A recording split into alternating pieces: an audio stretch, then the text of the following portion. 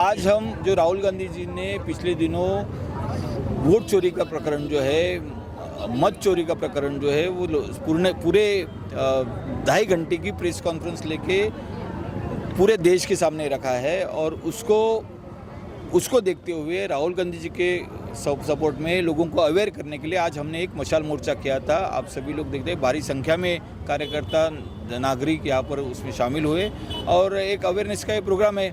हम राहुल गांधी जी के साथ में है, पूरा शहर राहुल गांधी जी के साथ में है। आगे देखते क्या होता है। आने वाली नगर पालिका के इलेक्शन में आपका क्या है इस विषय पे? तैयारी चालू है। हमने बोला है, गए इलेक्शन में हमने जब लगभग 40,000 डुप्लीकेट और बोगस वोट की लिस्ट तहसीलदार कार्यालय को दी थी, लेकिन उसके ऊपर अभी कोई कार्रवाई नहीं की। उसका फॉलो अभी तेजी से होगा। सर, इलेक्शन कमीशन ने अपने ट्विटर हैंडल्स पे काफ़ी पोस्ट किया है, जिसपे उन्होंने ये भी पोस्ट किया है कि राहुल गांधी जी मिसलीडिंग करने की कोशिश कर रहे हैं। उस विषय पे आप क्या कहते हैं? देखो, इलेक्शन कमीशन स्वायत्त संस्था है। राहुल गांधी जी ने जो आरोप लगाया है उसके ऊपर उनको जवाब देने का है, राहुल गांधी को जवाब नहीं देने का है। राहुल गांधी जी के आरोपों का खंडन अगर करना है तो उसके लिए एविडेंस के साथ उनको बताना पड़ेगा, ये आप जो बोल रहे हो गलत है, हम सही है। लेकिन वो बता नहीं रहे, वो छुप रहे हैं, वो प्रेस कॉन्फ्रेंस से भाग रहे हैं। राहुल गांधी जी ने इतना बड़ा आरोप करने के बाद भी एक भी प्रेस कॉन्फ्रेंस इलेक्शन कमीशन ने अभी तक की नहीं है। ये उसका ज्वलंत उदाहरण है कि वो छुप रहे, वोट की चोरी हो चुकी है, उसके ऊपर से समझ में आता है। ज़्यादा जनजागृति हो सकती है, तो उसी माध्यम से एक फिल्म का उदाहरण देते हुए हमने बताया कि जिस तरीके से अमिताभ बच्चन जी के हाथ में लिखा गया था कि मेरा बाप चोर है, उसी तरीके से हमने आज हाथ में लिख के लाया है कि मेरा सीएम वोट चोर है, मेरा पीएम वोट चोर है। अगर नहीं है तो मशीन रीडेबल डेटा दे और साबित करे कि वोट चोर नहीं है। यही सिंपल सादा सवाल हम यहाँ पे रख रहे हैं। ठीक है। आज का मोर्चा लोगों को जागरूक करने के लिए हमने निकाला है कि किस तरह आपके वोटों का, आपके मताधिकार जो है उसको डुबोया जा रहा है। एक तरफ से उसका कोई, आप जो मत दे के आते हैं उसका कोई फ़ायदा नहीं है। इलेक्शन कमीशन पूरी तरीके से केंद्र सरकार की, शासन की कठपुतली बन चुका है। और अभी जैसा आपने कहा था कि इलेक्शन कमीशन पोस्ट कर रहा है, अपने ट्विटर हैंडल पे वगैरह पोस्टिंग डाल रहा है कि ये मिसलीडिंग है, ऐसा है।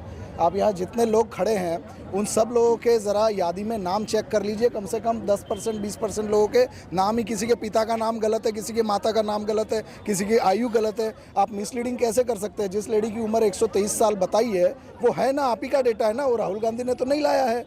जिस जगह पे घर का पता 0000 लिखा हुआ है, पिताजी का नाम XYZ BCAD लिखा हुआ है, वो है ना, आंकड़े में है। वो तो आपकी लिस्ट है, राहुल गांधी जी की लिस्ट नहीं है। तो ये तो चुनाव आयोग मिसलीड कर रहा है। और चुनाव आयोग ने, मुझे नहीं लगता कभी भी, अगर उनको सुधरना है तो सबसे पहले जैसे पॉलिटिकल पार्टीज़ लोगों के घरों तक चिट्ठियाँ बांटती है, जो उनके वोटिंग स्लिप बांटती है इलेक्शन के वक्त, आप इलेक्शन कमीशन से कहिए कि आप बांट के तो दिखाओ। अगर आप में इतनी हिम्मत है, आप एक बार बांट के दिखाओ, फिर आपको पता चलेगा कि जिस बिल्डिंग में आप 100 लोगों को बांटने जाते हो, आप 40 स्लिप वापस नीचे लेके आओगे, क्योंकि वो लोग ही नहीं मिलते। तो ये तो मेल फंक्शनिंग है ही। हर बात को चुनाव आयोग ह्यूमन एरर बोल के पीछे नहीं हट सकता है। ये चुनाव आयोग की साजिश है। सबसे पहले ये केंद्र सरकार की साजिश है। पहले सुप्रीम कोर्ट को अपने हाथों में लेना, अपॉइंटमेंट ऑफ जजेस जो हुआ वो किस तरीके से उन्होंने अपने हाथ में लिया। उसके बाद में चीफ इलेक्शन कमीशन को, उसमें से LOP को एक रख के, 2 अपने आदमी रख के चीफ इलेक्शन कमीशन अपॉइंट करना। उसके बाद इलेक्शन कमीशन पे इस तरह का लॉ बनाना कि इन पे FIR दर्ज नहीं हो सकती है। तो ये पूरा का पूरा, जैसे अमित शाह कहते हैं, ये पूरा का पूरा एक क्रोनोलॉजी है। आप उसको समझिए। पहले सुप्रीम कोर्ट, फिर इलेक्शन कमीशन, फिर नो FIR, फिर वोटिंग का घोटाला। EVM तो पहले भी हो रही थी ना, कभी इतनी चीज़ें सामने क्यों नहीं आई? आज BJP वालों के घर पे EVM क्यों कांग्रेस के वालों के घर पे नहीं मिलती? तो ये तो फैक्ट है, लोगों के सामने है, जनता के सामने है। तो सर, कहीं ना कहीं आप ये कहना चाहेंगे कि आम जनता अब अपना नेता खुद नहीं चुन सकता है? बिल्कुल, आम जनता नहीं चुन रही है। आम जनता का बहुत छोटा रोल बचा है। पिछला आप चुनाव ही देख लीजिए।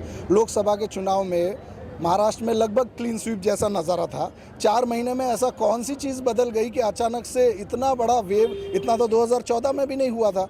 तो ये लोग चोरी तो कर रहे हैं निश्चित तौर पे, जनता का कोई इसमें मसला बचा नहीं है। और चोरी भी ऐसी कर रहे हैं, लोग कहते हैं कि फिर वहाँ क्यों जीत गए, वहाँ, अरे चोरी भी करने के लिए अक्ल लगती है और वो अक्ल उनमें है।